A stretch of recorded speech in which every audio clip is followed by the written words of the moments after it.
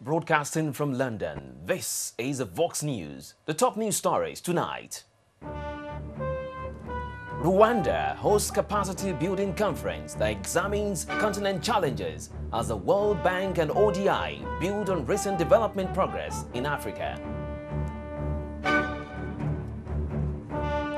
Tension builds in South Sudan as 16 die in army clashes with rebels.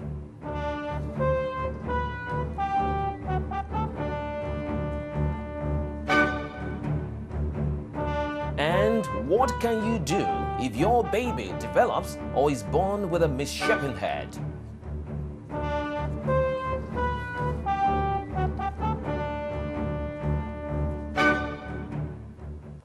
Hello and welcome. I am Adetokunbo Akintayo. Some of Africa's decision makers gathered in Rwanda's capital, Kigali, for a meeting on capacity building on the continent, including Rwanda's President Paul Kagame, Togolese Prime Minister Gilbert Foson-Humbo, African Development Bank's Ronald Koberuka, and World Bank's Dr. Ngozi Okonjo-Iweala. The meeting also marks the 20th anniversary of the African Capacity Building Foundation, ACBF. Some of the main points of discussion at the meeting included the challenges that the continent faced in building a strong capacity building and meeting development challenges such as the Millennium Development Goals, MDGs. Rwanda's President Kagame encouraged other leaders on the continent to strive for good governance and democratic practices to enable their countries grow. So we must be able to demonstrate that, yes, we are people of certain values. Yes. There are things we want as much as anyone else. Countries have to be in the driver's seat, and this is not a slogan. It's not a slogan.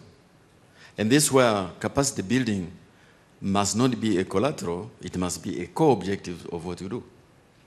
The people we serve must be able to be empowered to do things they want to do. Do Africans ask their leaders enough questions? Are Africans willing, when things are not going right, to put up their hand and say this is not right? We see people out on the streets in a couple of our countries demonstrating after years and years. Yeah. How many of us in our own countries would be willing to come out when things are not right and risk our position and a nice, comfortable place? Over the past decade, Africa has made remarkable economic and social achievements. Despite ongoing challenges, the region has made significant strides towards reducing poverty and vulnerability, improving health and education, increasing accountability, and protecting the environment. Earlier today, I discussed findings from two research projects examining these achievements with Poonam Chauhan-Paul, lead economist at the Africa region of the World Bank, and Dr. Lisbeth Stier, project leader, Development Progress Stories, ODI. Just before the global economic crisis hit, Africa had been experiencing more than a decade of strong and improving policies and strong sustained growth. In the 5-6 years before the crisis, Africa had been growing at almost 6%. And this compares very well with the earlier periods when African growth had been stagnating or very low. So not only were we seeing good policies, but we were seeing these policies translate into good growth. And along with this growth, there was improvement in a wide range of areas, including in human development. The poverty rate had declined almost at 1 percentage point a year to around 50%. And there were improvement in the area of education. More children, primary age children were going to school. The primary enrollment rate had been going up, and more children were also completing primary school. So there were a lot of areas where there was progress, both on the economic front and human development. Yes, we would like to see more progress. Yeah, because a lot of people are saying it's just like a drop in the ocean. Actually, the progress and the evidence we have is that it's more than a drop. But Africa does face many challenges moving forward. But one of the good things that we notice is that although Africa was hit hard by the crisis, African economies have rebounded and have shown a lot of resilience. And actually growth has rebounded to 4.7% in 2010 and is likely to be over 5% moving forward. Okay, what are the contributing factors to this development we are seeing in Africa? There are several factors. If you want to take a slightly long-term look, you find that there's a lot of dynamism in African countries. The private sector is very dynamic. African policymakers are also becoming more pragmatic. And you see a shift away from the control kinds of economies with the government being, with the public sector being in all sectors to more private sector, reliance on private sector, and a better environment for the private sector. So more pro-business kind of environment. Infrastructure is still a problem in a lot of African countries. What do you think can be done to turn around things, to really attract more investors into Africa? Yes, Africa does have a large infrastructure deficit, and infrastructure will be a constraint moving forward. A lot of investment is coming into Africa, but more will be better. And you want more public-private partnerships because the government cannot do it alone, the private sector cannot do it alone. You want more dynamic kinds of partnerships. You can catch my interview with Dr. Elizabeth Steer of the ODI in the Friday Evening Bulletin or the Vox Africa website.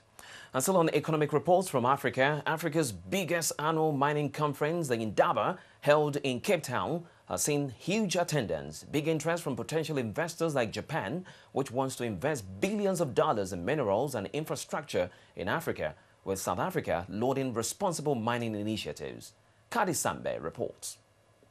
More than 4,000 delegates representing over 800 international companies and 40 government representatives are convened in Cape Town, South Africa, for the 17th edition of the Indaba Mining Conference. The mining Indaba is very important because it's a meeting of professionals, investors and mining operators. And for Africa, it's very important. The annual event started on the 7th of February and is the largest of its kind in the world. It promotes investments in Africa and attracts potential investors. Crucially, Japan is planning to invest billions of dollars in minerals and infrastructure in Africa. What is it that will grow the economy of this country? Is nationalization going to give us jobs as our expectations? And in my view, no. We've got to make sure that we become responsible and we attract more investments because we do need investments in South Africa. We have a boom in the mining sector. We can't afford to lose this opportunity. West Africa is, to us, one of the most important areas for gold production and one of the most progressive being Ghana in West Africa. The African continent has considerable mineral resources, which account for 30% of world-proven reserves. 89% of the world's platinum, 81% for coronium, and 40% gold. I believe that the fact that over $12 billion will be invested in exploration in natural resources in the world indicate that probably regions of the world that are resource rich, as in the case of Africa, will be among the winners in a world that is reshaping. And I think that it is a very good omen that here in Indaba, this is a very huge success for this conference. Africa also produces 50% of the world's production of diamonds. Mining in Africa is extremely important for the global economy, but above all it participates in the creation of jobs and is an important source of revenue and foreign exchange for many African countries.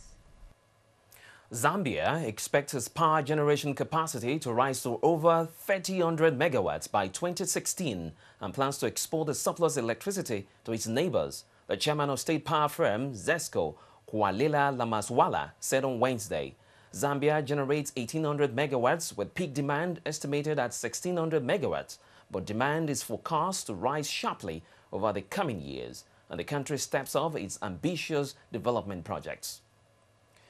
Lamaswala said in an interview that new major generation projects were expected to start producing power by 2016, which will significantly raise the country's generation capacity. It has been estimated that Zambia has a capacity of 6,000 megawatts of hydropower. Now, with those projects which I was outlining earlier, we shall only get to 3,000. So there's still another 3,000 to be harnessed. And part of that 3,000 is in Luapula and in the northern province. Even after Trident, after Konkola Deep, even after the Common Stream, we shall still be generating sufficient power to export to our neighbors.